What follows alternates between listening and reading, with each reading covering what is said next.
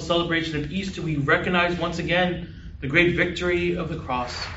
How Jesus came to redeem us all. How Jesus came and did his work here on earth. In many ways, when we look at Easter, we can maybe think that that work is finished. But we also know that it is not. That the work of Christ continues here within this world. And that we are partakers in that work of Jesus Christ. As we've been journeying through the Acts of the Apostles, we hear about the early church and what they have been doing.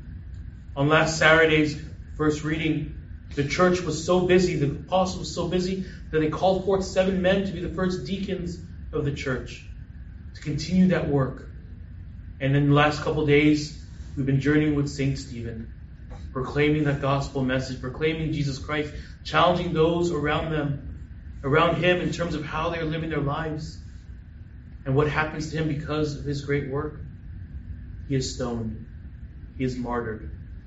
He finally goes to God. We, my friends, in looking at our lives, have to understand that we are not finished yet. That our work is still great. And it begins first and foremost with ourselves. Now, for those who know me, I'm a Golden State Warriors fan. And I was watching yesterday's game and the Warriors lost. And I'll be honest, I was saying some very words that you definitely cannot repeat here at Mass or in public. But after reflecting upon that experience, I was thinking, why was I getting so upset of something I couldn't control?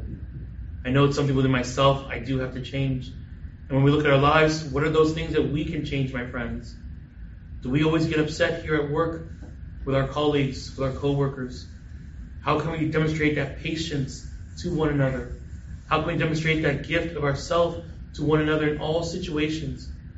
Because if we are able to first look at the work that we need to do with our own lives, our own interactions, our own actions and thoughts, and hopefully God willing change it, then just imagine how much better we will be.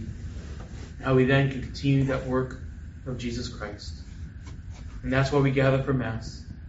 Because this celebration of Mass reminds us that we are on that pilgrim journey, that we are not done yet. The wonderful gift of the Eucharist, which we hear in our Gospel, is that bread of life we receive today to remind us of where we are headed and to give us the grace and the courage and strength and all we need to get there. And so today, my friends, as we continue this celebration, as we continue our daily work, may we do everything for God alone, knowing that we are not finished, and there's a lot of work to be done.